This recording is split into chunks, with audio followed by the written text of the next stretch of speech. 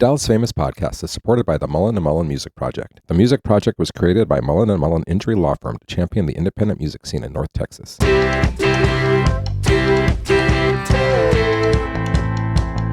I'm Andrew Sherman.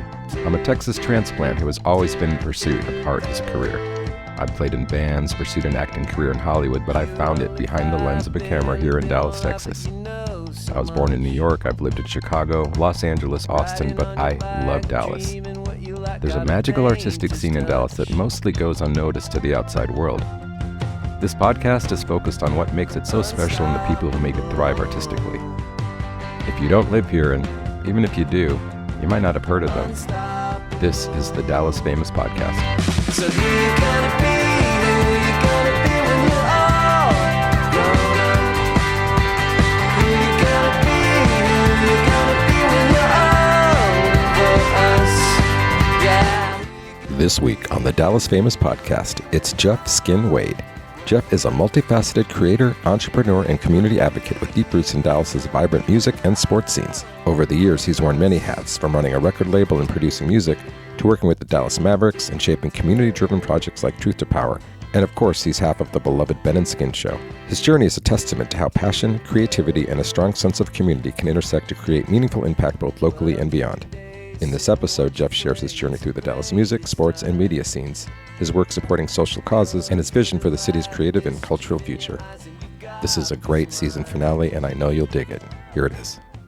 Hey there, we're back at the Deep Elm Community Center, Dallas Famous. I've got Jeff Skin Wade sitting with me. Long time coming. Amazing to have you here. Welcome. Hey, man, I'm sorry we have not done this sooner. You're a busy guy. I'm a busy guy, but we wanted it to happen, so here we are. Yeah, it's awesome. It's funny because for some reason Echo Lounge just kept hiring me for hip hop shows. So you were every single one of them. I saw you there. So it's kind of like that's your scene, I guess, these days. Well, it's a mixture of stuff, but my problem is that now that I'm old and washed, I live up in Allen, and so I have to really plan out the stuff that I do. Yeah. And part of it is because I'm probably going to drag my wife with me, and she only wants to do certain things, right? Yeah, I know that. But, as a guy that grew up with hip hop, man, if Common and Pete Rock are coming, I'm going to go to that, right? Sure. And then, there was a really great show. I grew up with this guy, Rob Dunlap. I don't know if you know him. He's the lead singer of the Golden Falcons. And they did a reunion show the other night at the Double Wide. And I really wanted to go, but it just couldn't work out schedule-wise. Yeah. You get older and you got kids, so you really have to plan out the stuff that you're going to go to. Oh, yeah. I'm at the point, too, where, it's a little different for me because I'm going to shows to work. And just can't get myself out most shows. I did just see Motorcade just because I wanted to. That was kind of fun, but it's just hard to go unless you're working all the time. Yeah. But luckily, I've been getting hired, so I get to see a lot of good shows. That's good. So for those who don't know, you have businesses, you have a record label, you're at Dallas Mavericks, on TV. Let's just start at the beginning. Richardson kid, I didn't know that. I'm living there now. It's like, that was pretty funny. What part of Richardson do you live in? I guess I'm near Arapahoe. Okay. 75. Are you on the east side or the west side of 75? I think I'm west side. Okay. You're over there by Pierce and Richardson High School. So the guy I do the radio show with, Ben, the Ben and Skin Show, we grew up in Richardson. We both went to Berkner. I'm in my 50s. We've known each other over 40 years and been doing stuff together over 40 years. That's wild. It's wild. And we got each other's back and we drive each other crazy. It's honestly, it's like a second marriage in a lot of ways. Sure.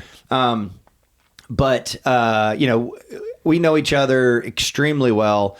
And in our friend group, I was a basketball player, but me and Ben and this one other guy were the creative people in our friend group. And so, you start telling all these stories. You go, well, there weren't phones, but we used to actually shoot video stuff on camcorders and take it to a place off of 75 called You Edit Video, and you'd go in there and edit actual video. And one of our buddies, Chris, who was actually in a rap group with me and Ben in the early 90s, he had really good acumen for that sort of thing. He just took to it, right? And so we were always doing creative things together. And so really what Ben and I have done has always been trying to sate creative urges, right? and trying to make it work as a lifestyle, trying to make it work as a career, all those kinds of things. Like from the beginning. From the beginning. Okay, yeah. And also not just doing it and not even really having the wherewithal to know how to do it. It's just, let's go do this. And the way our dynamic has always worked is I'm really the guy that sort of throws myself into the nerdy history of something and learns everything about it. Ben is the best salesperson I've ever met. And so we combine our passions into trying to go do these things. And that's how the Ben and Skin show came, or how, we got involved in the Dallas music scene was through the early 90s rap scene. And it was funny, just being really two naive, at the time, three naive people from Richardson that we could just go to Deep Ellum and fit right in. And, we stuck out like sore thumbs, but it probably worked to our advantage from the people that were in the scene, because it was pretty obvious that we were there because we loved it and we were passionate, because we didn't really put on any kind of air. Like we didn't act like people we weren't. Like Sure. we were white boys from the suburbs. It was obvious. Right. And we didn't role play. Like we just stayed who we are. And it wasn't calculated. It was just, that felt right. And so, I have friends from that time period that we're still friends. Over the course of 30 years, your lives go in all these different directions and you do different things. But we're all, when we see each other, it's like a high school reunion. And the way that the guys and gals of that scene embraced me and Ben and our buddy Chris at the time is like, I look back at that and it just, I feel so good about it. I feel so warm about that, because the way that those people embraced us changed the course of our lives in amazing ways. Yeah. As we got a little older, you don't get the different era. You got to get a record deal and all this stuff. You don't get the record deal. You start trying to figure out, all right, what am I going to do? Ben had gone to college and got a marketing degree and was selling advertising for a little tiny TV station called K-Star. I had gone back to college and was studying film production. And so we were staying in touch, and then we had an opportunity to start doing stuff on the Mavericks pregame show, because it was small potatoes. Mm-hmm. Like they weren't on a big. Cuban had just bought it. He was going to change everything in a good way, but Right. It gave us an opportunity there, and we made the most of it. I was kind of a fake basketball expert in that I didn't work for a team at the time, but I really studied it. I knew the ins and outs of the collective bargaining agreement, so I could speak from a quasi position of expertise, right? Okay. And so Ben got us on the ticket, and then that kind of started our radio career. We didn't think we were going to be doing radio. It was another creative outlet for us. Interesting. Ben Okay. goes and kicks down doors, and then we come up with the concept and the content, right? That's the way our dynamic has always worked. Even when we started a rap group, I knew way more about hip hop than Ben did, but Ben would go and get us these opportunities to do shows, and like, it's just our dynamic. It's how it works, right? Right. And so then we go on this radio journey, and there's like a big gap for me where I stopped being around Deep Ellum, because basically my sports part of my career took off. And so, I was around all the time in the 90s, but then kind of like late-ish 90s, I kind of fell out of the scene, so to speak, and was doing different things, but always keeping an eye on it. I had a writing gig at Quick. I wrote a music column for Quick, which was the Belo product. And so that kept me kind of in touch with the scene. But when I landed on the Mavericks TV broadcast, my whole world became sports. Oh God. I mean, like your schedule just from that is insane in the season, right? Yeah. And so that kind of took over part of my life, but I never wanted to leave the music stuff behind. I was always passionate about the music stuff. And I had started a company with a friend that does what they call, back in the day, they called it library music. Now it's just called production music.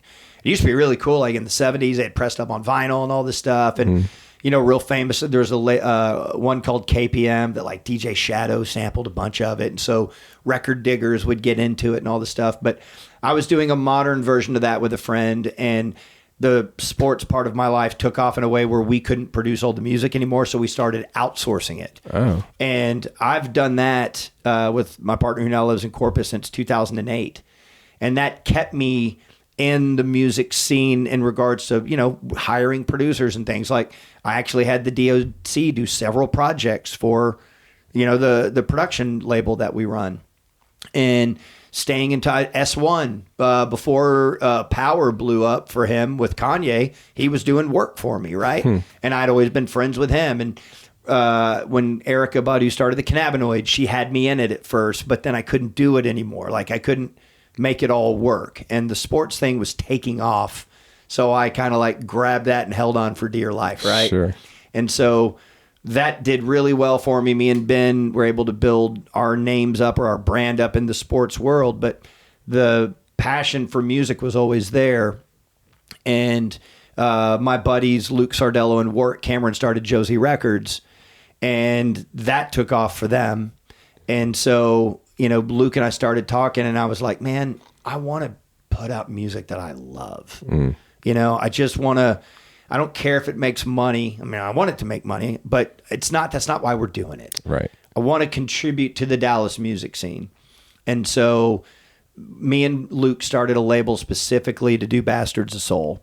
And that's how I really got way more involved in the scene in a way that I hadn't been in, God, almost 15 years or whatever. Right. And so I've lived these, we're here in Deep Ellum. And I think about, I spent all my time here in my early 20s, and I was here all the time.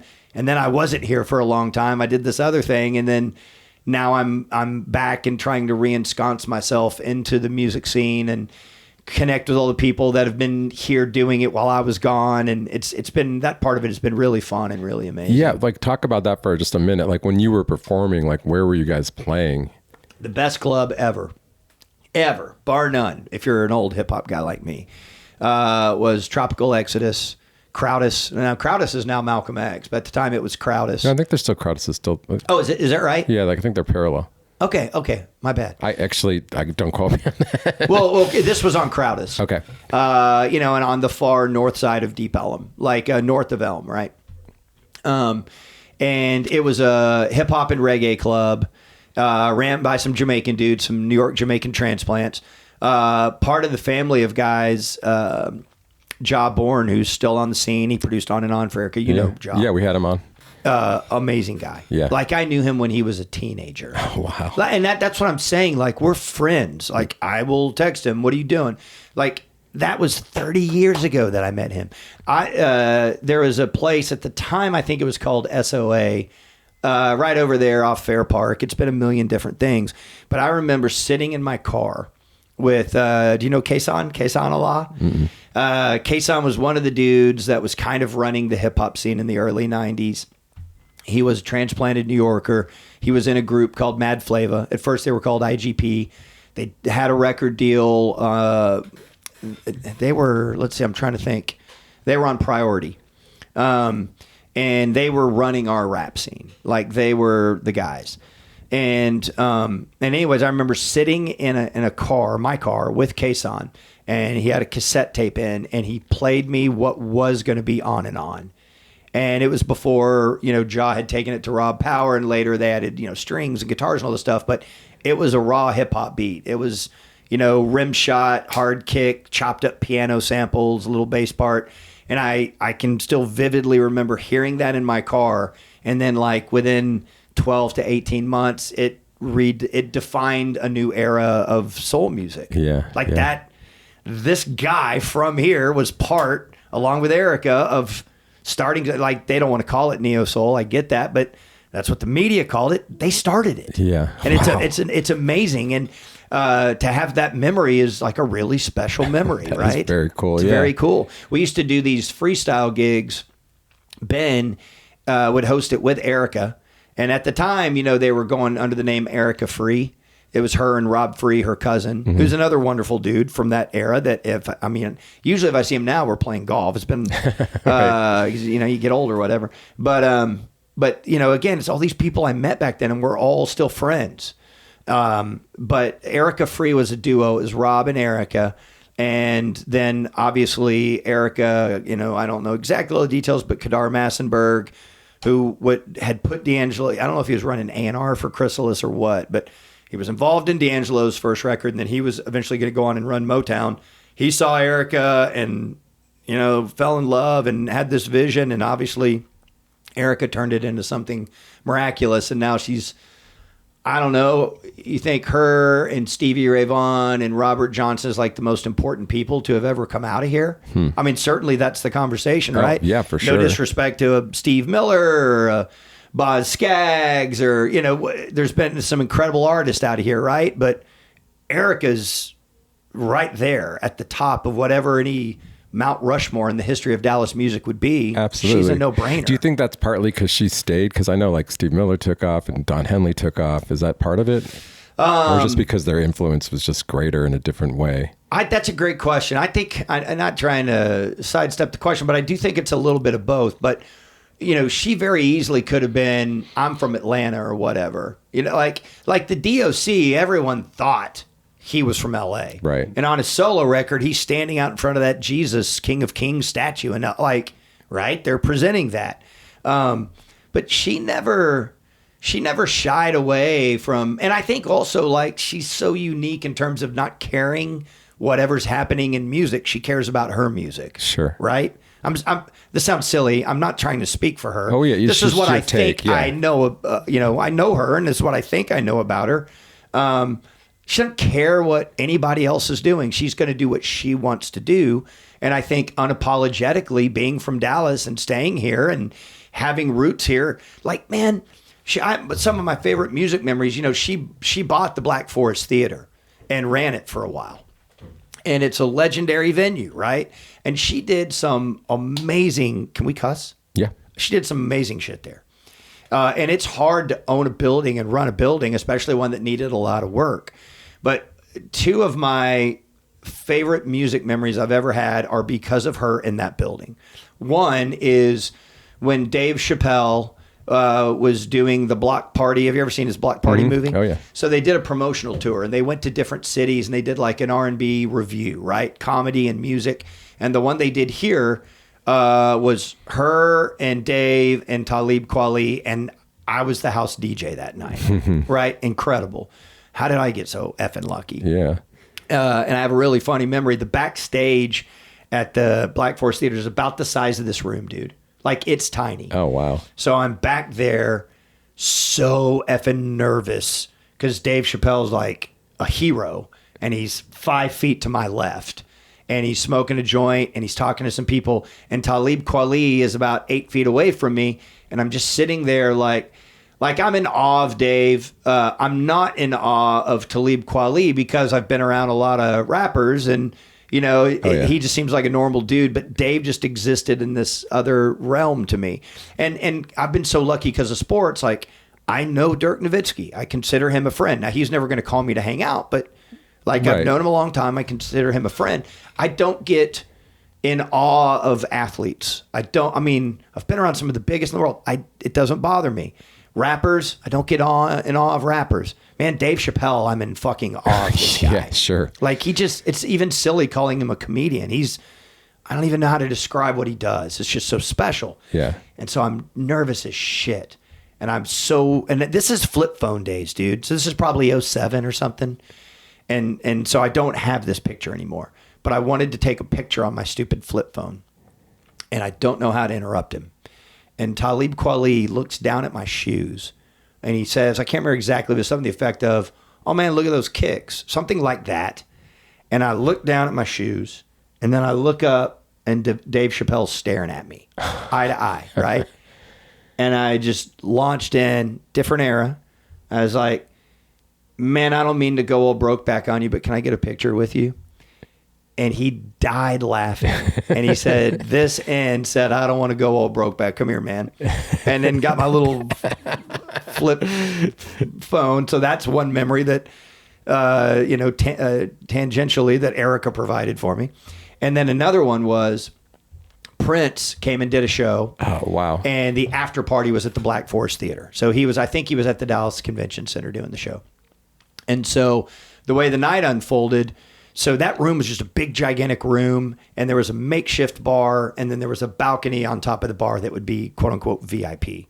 But the room probably, I don't know, it's maybe a 2,000 cap room. I'm not even sure.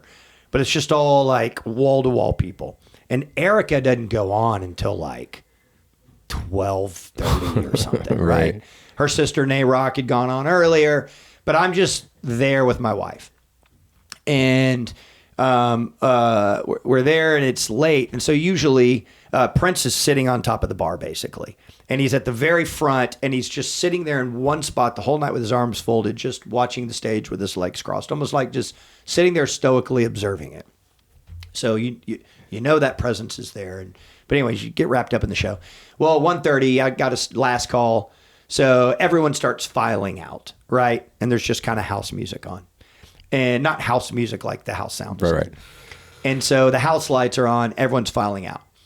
About 1:20 or so, a close friend of mine that is still a part of Erica's crew and works with her, had gotten out of prison that day unexpectedly.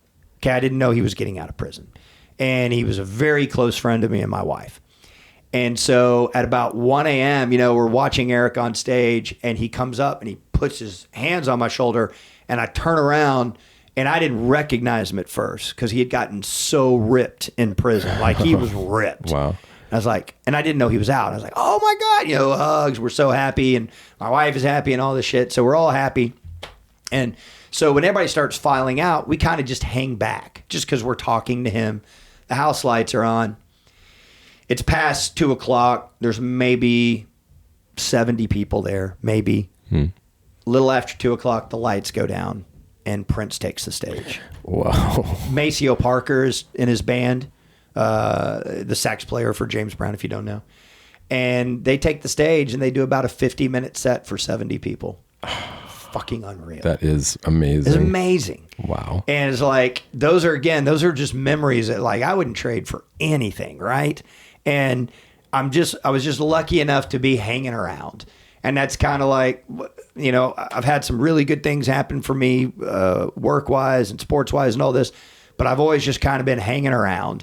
And when you're just hanging around, sometimes good stuff happens, right? Yeah. And so I have really warm, amazing thoughts for what Erica has done for the music scene, her friends, the community.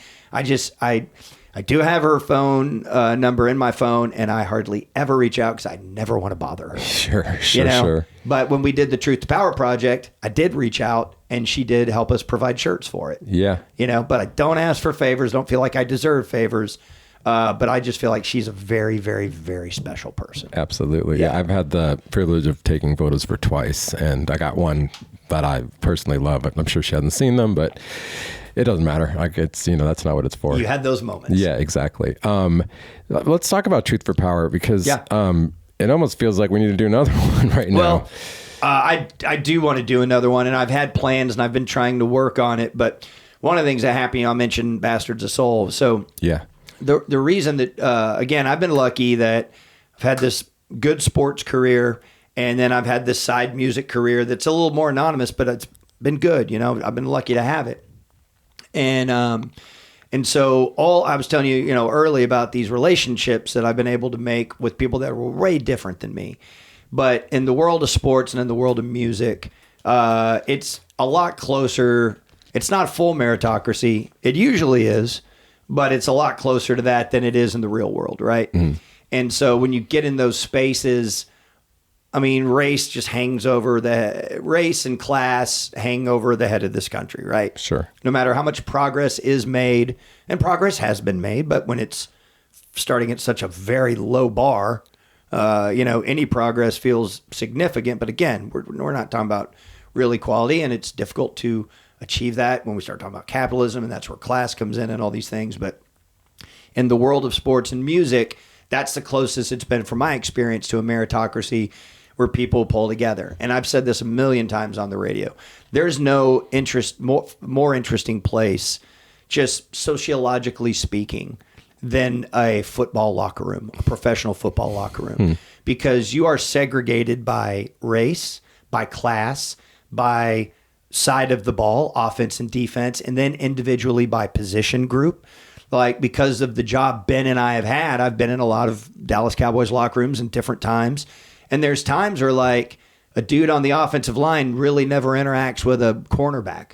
It's just, there's so many different things that segregate them. And so, when Dak Prescott got here, the reason so many people gravitated towards him is he tried to connect with every single person. Oh, okay. That was his special gift. he would become friends with the white country defensive tackle or whatever. You know, I'm not talking about specific players. I'm talking theoretically. And so he pulled everybody together, and that's why everyone believed in him.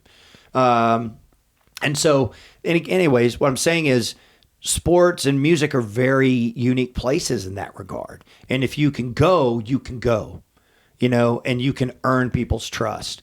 There's a really funny story about Wesley Matthews, who was on the Mavericks as a wing when Luka Doncic got here. And, you know, within basketball culture, you know, if you're a white boy, they're gonna give it to you. That's the way it goes, man. Okay. When I grew up, if I was able to go play in mostly black games, I loved it. Like I felt accepted, right? That's just, you can call that what it is. That's the reality of the situation. Yeah, yeah. And guys that have played at the highest level will talk about that. And it's not some, you know, bad thing that they talk about. It's the cultural aspect of the game. And so there's a story where I'm trying to remember who the player on the other team was fucking with Wesley Matthews going, I can't believe, you know, this white boy takes every shot and all this stuff, and he's fucking with Wesley Matthews, and Wesley Matthews responds, that white boy's cold. Like, it's a meritocracy. Yeah. Right? Like, if you can go, you can fucking go. Yeah. And so we started the record label to put out Bastards of Soul and had really good momentum and put out the first record. And we were going to get them out on the road, and then the pandemic hit, right? And the lead singer, Chadwick, had some health concerns, and so we kept him away from everybody, you know, because we didn't know what was going to happen with COVID and the vaccine and all this stuff. And then 3 months after COVID, George Floyd was murdered. And my label partner, Luke, he texted me and was like, hey, man, don't you think our record label should donate some money to Black Lives Matter? And my response was, well, we should do something, but I honestly don't even really know what Black Lives Matter is. I thought it was a hashtag. Like, we can give money to something, but what does that do? Yeah. Does the money help? What does it go to? Like, have we done anything, or have we just like, oh, we feel good about ourselves, we donated money? And I was like, let's fucking just shoot big. I'll call in every favor I have with the Mavericks. I'll call in every favor I have with Universal Production Music Group. And I'll call in every favor with every local artist I have and see if we can do something. And it just snowballed. And so before long, we had money and sponsorship from the Mavericks. We had money and sponsorship from Universal. That's where I became really tight with Keith Young, because he wanted to do the same thing. And so when I reached out to him about being on the album, I was like listening to what he wanted to do. I was like, dude, let's just join forces. Like, and honestly, I didn't want to be a white dude running it. Sure, that makes sense. I'm lucky, so I wanted to use the access I had and the connections I had, and then let someone else take it over. Right. Like, I felt like it needed to be someone besides me running it. But I'm visible locally, and I know people. So, okay, I can get this up on off the skids. I can get this up and running, and then other people are going to take it over. And that's why we did not start a 401c3. We raised the money as a pass-through and gave it to 401c3s, right? Like, I could never do what Taylor's done with 4 Oak Cliff.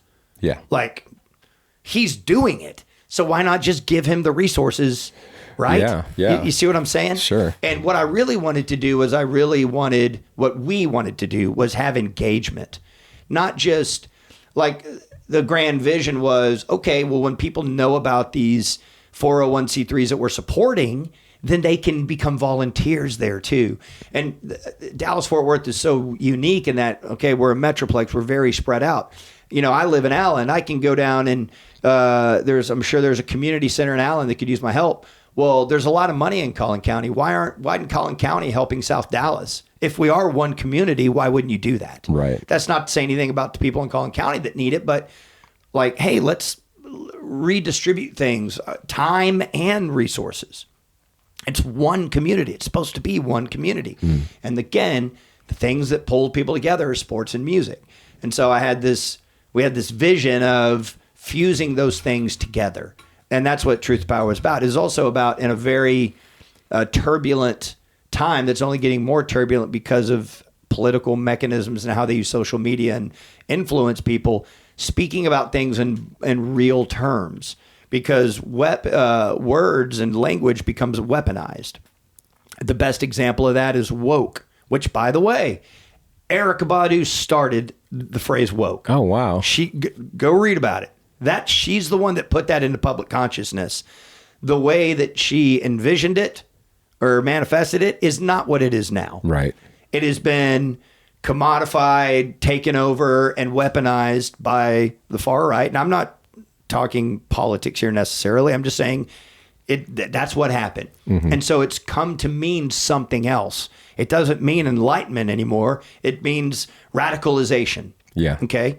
Which, I mean, I guess being enlightened is kind of a radical idea in a consumer society, but you follow what I'm saying. Mm-hmm. It's like, oh, okay, you're making progress here. Watch us take this and turn it into something else.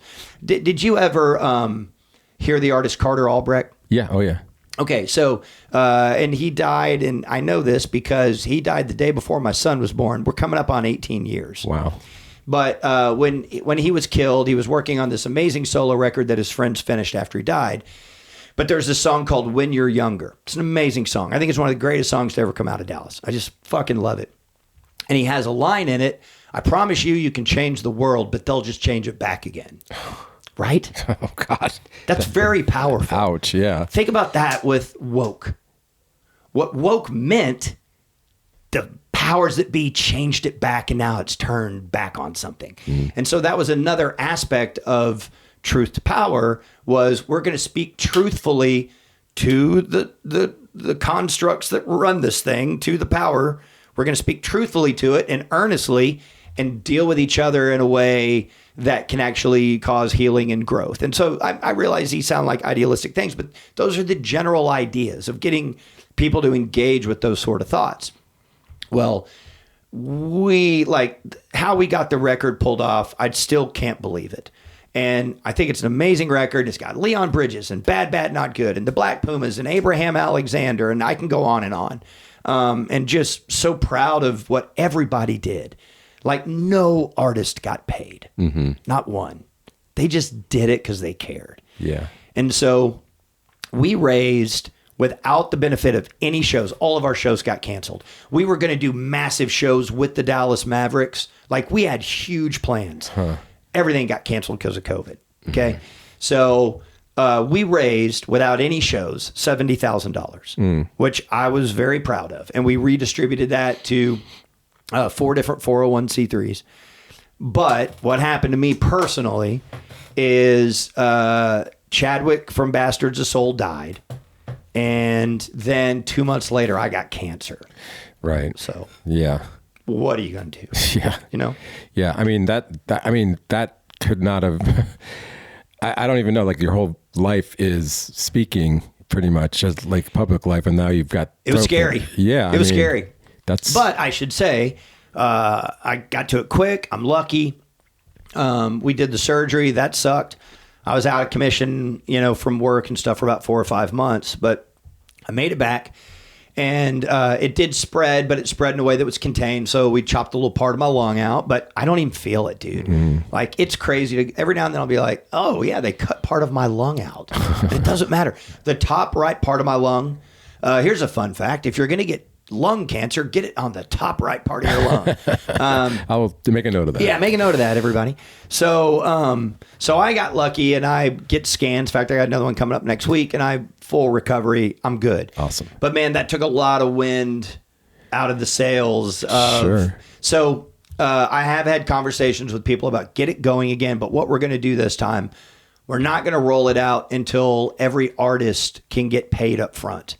We're not going to do it like last time. Okay. Now I know how to do it. Right. Like I mean, we could really do it, but it's trying to get funding for it and line everything up. And we've had some good progress and then setbacks. So I do hope to get another version of it going. Cool. And it's got good concepts and some cool people that are interested in it. We just haven't gotten it to the next stage yet, but it's part of it. That's good to hear. Cause it's probably more needed now even than then in a lot of ways. I mean, not that a specific event, but it's like everything is coming down in certain neighborhoods and communities, and any help would be, and shining a light especially. Can you imagine like the backlash of the idea? And I heard Pete Buttigieg explain this in a really amazing way, but there's a massive backlash against quote unquote DEI.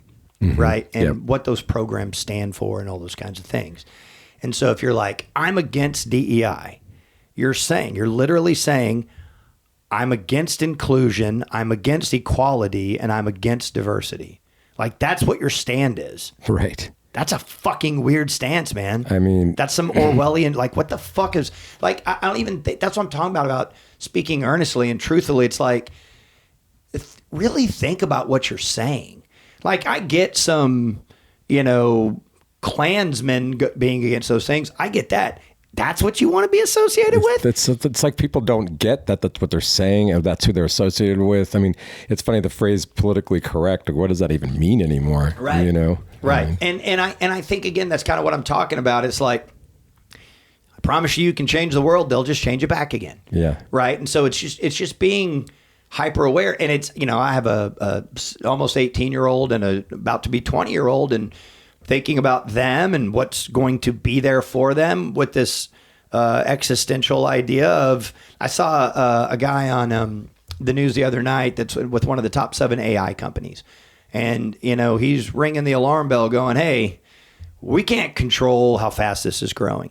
And whether he's right or not, he predicted a 15 to 20% unemployment rate in a couple years.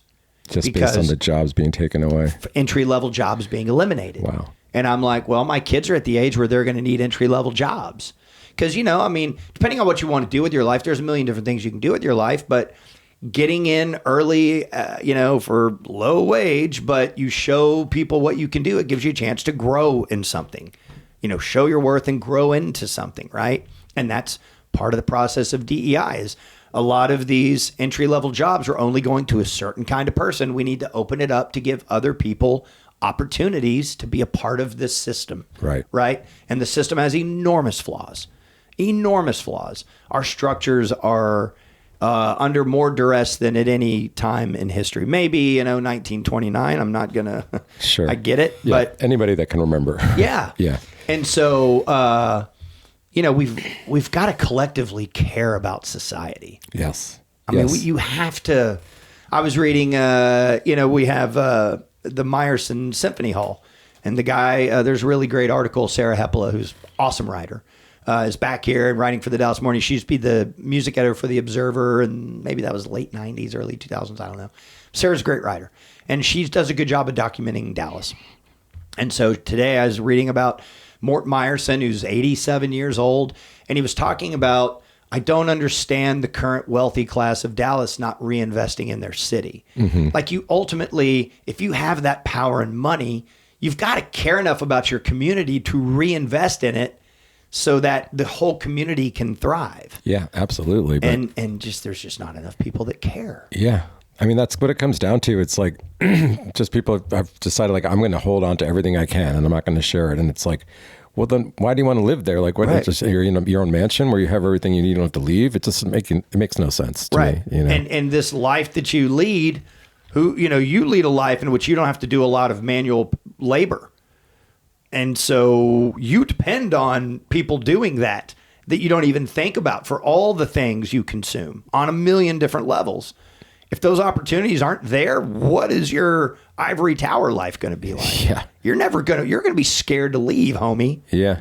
Yeah. Like, this society that you're creating is one that you are going to be scared to walk out into if we don't care about everyone on every level. Yeah. And I'm not like being, I'm not trying to be alarmist guy or, fear mongering. I'm just like, let's practically think about the world that we're creating. Yeah, absolutely. That's why, like, like Mullen law firm, like, they're doing the music stuff, and they're helping me with this podcast, actually. And Cool.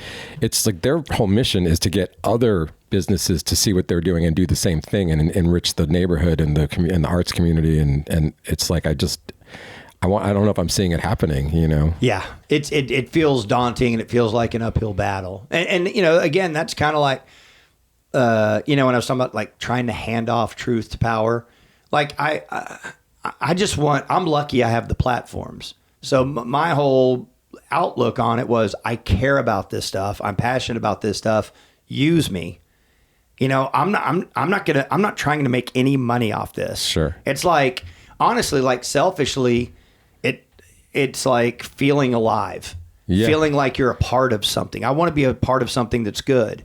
I've had pretty good fortune with my work life. I'm lucky. I've got good things going, but like I want to be a conduit of some kind, you know? Yeah. And so that's the selfish part of it. Sure. Well, for that me. and you get to be in the studio when that magic is happening sometimes. Yeah, absolutely, man. That's kind of the coolest stuff. It's kind of like what we were talking about earlier. Like you have these experiences, these moments, and you're never going to forget them. Yeah, yeah. It seems just so vivid. And like you're facilitating some of these moments now. Like you have that opportunity and that, you know, platform as it were. Absolutely. So, like, and speaking of that, like, you know, you have this label. I'm fascinated by it because, like, you were doing Loss of Fury. You know, obviously, you know, Bastards of Soul.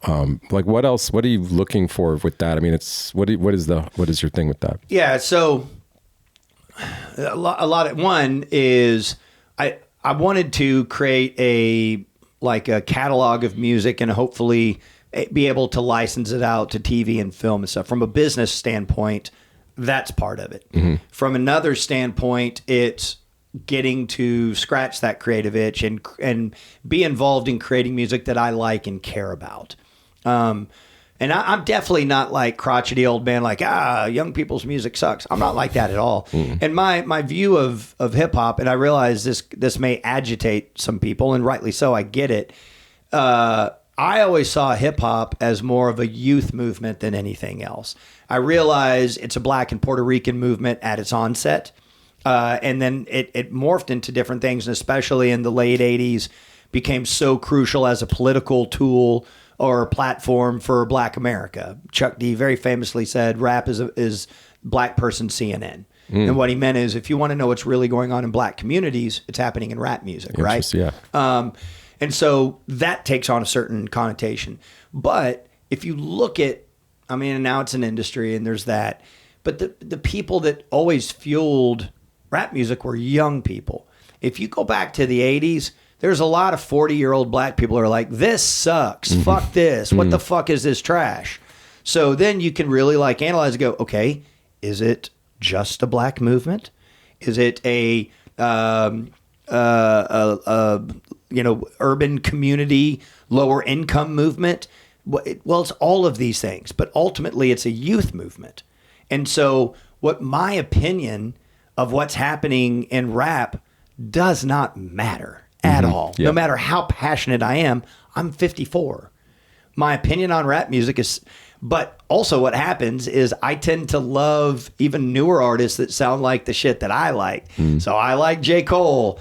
I like your old Drew. I like, those kinds of artists that kind of adhere to the stuff that I was into in the 80s and 90s. So that music was informed by old funk and soul records and jazz records, right? Mm-hmm. And so part of a lot of what we do, and especially going and recording at a place like Nile City Sound that has all this analog gear and stuff, is re-articulating an era and a sound that feels like home. You know? Gotcha. And so I'm not trying to make old records per se. Like if you listen to the Daptone catalog, they're very meticulous about having it sound a certain way. I like those sounds. I want to incorporate those sounds in different ways. So what Danny and I do with Silver Skylarks, Danny Bayless, yep. Sorry. Mm-hmm. He's my partner with Silver Skylarks. I wouldn't classify it as, it definitely sounds like an old funk record or it has these hip hop elements. It kind of fuses all of those things together, and we definitely want to make something that sounds, new in some way. Yes, it has an old feel, but we're not just trying to make it sound old. There's connotations and feelings that come from that. What happens when it's happening with, a new song or a new record or something like that. So the stuff that we put out, it's really hard to get your stuff out there without, a band out there performing, right? Right. Silver Skylarks is not a band. It's a studio project. Right. Bastards of Soul was going to go out on the road, but then once Chadwick passed, we didn't want to just get a new singer. Yeah. Like, I don't know how you could have done that. No. Yeah. I mean, that it just sadly Bastards of Soul were over. Yeah. And, the great thing, Chris Holt's now a member of the Eagles. Yeah, we just talked to him, and yeah, that's unreal that he's doing that. Chad Stockslager and Matt Trimble are in Michael Lee's band, the Wartime Limousine. Oh, that's a good band. I just heard them on KXT. That was I like them. Me and Danny produced that. Oh, good job. So Silver Skylarks, we produced Michael Lee and the Wartime Limousine. We produced Silver Skylarks. We've got a new thing coming out called Dorrington Drive, which is kind of maybe Burt Bacharach, lounge, jazz. Danny's got a project coming out called Sir Daniel Esquire. And then we're going to be releasing Paul Shalda's first solo record. Yes, Paul. Yeah. Man, this shit is dope. I can't wait. I'm gonna be at that show at the Kessler. June 28th. Yep. Saturday. Yep. Yes, that's going to be fantastic. I'm not going to Austin to see Fish, my second favorite band, so I can be at that show. I love it. Yeah. I love it. Here's a random one, and I think I know the answer, but I'm going to ask it anyway. Yeah. Do you ever go, I want to get behind the mic and do some songs? Like rap? Anything. I mean, I can't sing. I can't carry a tune. I mean, but like participate in the actual performance element. Okay. So we might be doing a Silver Skylark show in the fall. Oh. But, that takes a lot of work to bring it to life. And it's like, well, we're not going to take it out on the road. So it's just kind of measuring what makes the most sense. But are you doing, am I missing something? Have you been rapping on some of these songs? Oh, no. Okay. You don't want to hear me rap. Okay. No. I know what my limitations are. All right. But you were in the cannabinoids. I mean, you must. Yeah. What were you doing in that? So it was this big electronic ensemble. We had keyboard players, we had drummers, we had percussionists, vocalists, and then we had multiple DJs. And like A1 is incredible, right? And like I could never scratch like him. So what I did was I took my turntables and I ran it through a pedal. And I tried to add like dubby textures to things because when you're with 8 or 9 other guys and you're just jamming, like it was, they evolved it once. I was only in it for like 4 or 5 months. And then my son was born and my second child. And then I got a full-time radio gig. And so I left in 2008, I think. I only did a couple shows with him, but it's like, okay, he does this. Where do I fit in? And so I thought, okay, I'm a better producer than I am, musician. And so I was like, okay, I'm going to bring a production mindset to what these are. So I'm going to add textures, because, okay, he's scratching, he's looping in beats. Do I need to do that on top of it? No. I'll find some cool little sound bites and edits and then dub it and tweak it out and play it like, King Tubby would or whatever, right? Right. So that's where I found my lane within that. But Gotcha. I was never actually in the studio with them. I just did a couple gigs with them and then my life changed. Gotcha. It changed. It's almost like you just have gone with all these opportunities and they just kept expanding. And like now you've like you said, you're able to give back and to do fun projects that you can, facilitate the stuff going. The thing that I would say is that find what it is that you're passionate about and throw yourself into it so that you can figure out ways to add value to your passion. Right. Yeah. And that's what I've tried to do. How can I add some value to this thing that I'm passionate about? So like what you were just explaining, I can be near this thing that gives me so much energy and excitement. I don't want to, I want to add to it in some way. So the more you know about it, the more you throw yourself into it, then the more you can figure out ways to be a part of that thing. Right. Yeah. Right. That's awesome. We covered so much. Is there something else coming up besides these projects that you want to bring up? We got a really cool single happening this summer, Silver Skylarks double single. One song is called Natural High. The other song is called That's the Game. And it's songs I wrote with Danny, and the musicians are incredible. It's Mark Lettieri, it's Jordash Grant, it's Jackie Whitmill, it's Nick Rothaus. And then on saxophone and flute is Ronnie Laws. He is a legendary 70s jazz fusion player. Wow. His stuff has been sampled. You've heard his stuff sampled a million times in hip hop. He's worked with so many different artists, platinum and gold. He's in his 70s, living out in California now. This is going to sound weird. Luka Doncic's agent, Billy Duffy, indirectly hooked me up with him. Huh. And through a local guy named Cam Smith. Cam Smith is a guy that lives here. He's in Jakarta right now for the Jakarta Jazz Fest, the Java Jazz Fest, but he is a legendary guy in the world of smooth jazz and also, traditional jazz, but he became a big deal in the 90s with smooth jazz. Cam Smith is a fucking legend. He's a treasure.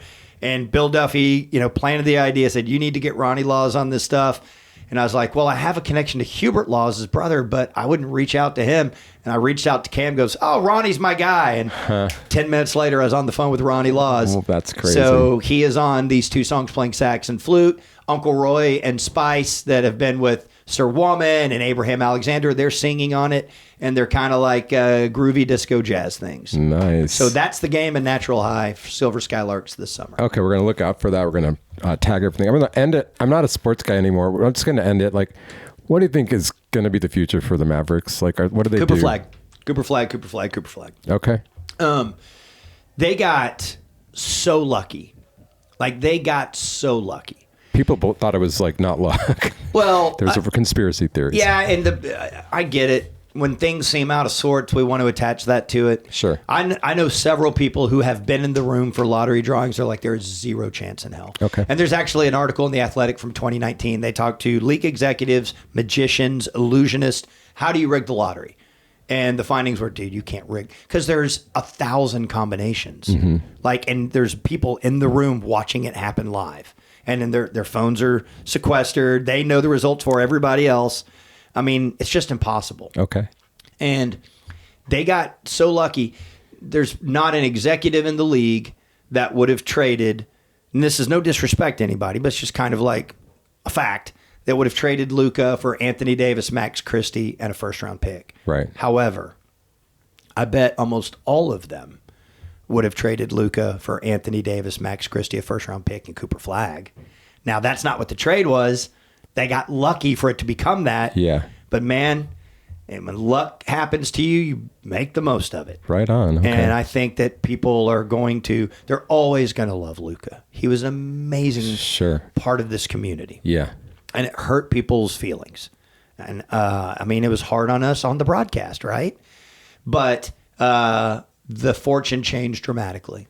And so if you have health, I think next year people are going to be like, damn, this is a really fucking good team. Well, good. I'm glad because, I wasn't even following and it was upsetting just the businesses, the effect it had on that. Right. And so that's optimistic. Oh, hey, it's been great having you. I'm so glad we got to do it. And I'm sorry I talk so much. I do that. I get going. Honestly, that's why you're here. Like, okay. I'd like to sit back and we went all these great directions and you went places I wouldn't have taken it. So I'm glad that you took the lead. I mean, you're a pro and that's why we have you, but there's this, one of my all-time favorite people is Zach Crane. Rest in peace. I loved Zach. Oh my God, he was so amazing. And I had a rap project in the early 2000s called Hydroponic Sound System. And he interviewed me for Dallas Observer. And we went and had lunch. And as he wrote the article, I went back and read it when he died because it's still on the internet. But he described me a person that talked so much you could also almost see facts and figures falling out of the side of my mouth as I rambled. And I was like, that's the most amazing description. It's accurate. It's accurate. I talk too fucking much. Yeah, but I mean, again, we went places I wouldn't have thought to take it. And this has been a great chat. And I'm so thanks for having me, dude. Yeah, right on. Thank you. I'd like to thank my guest, Jeff Skin Wade. He's everywhere, but we'll still put links in the show notes so you can find him easier. Thank you for a great season 4. We'll be back in the fall. Opening theme song, Salim Nurala, Unstoppable, and the closing theme song, Electric Ants, The Place to Be. Thank you to the Mullen & Mullen Music Project for supporting this podcast. We'd also like to thank the Deep Ellum Community Center for letting us record there. You can catch the Dallas Famous podcast every Sunday at 1 o'clock on Deep Ellum Radio, and then Wednesday on all the podcast platforms. Please like, subscribe, enjoy, share, all the good things. We'll see you next time.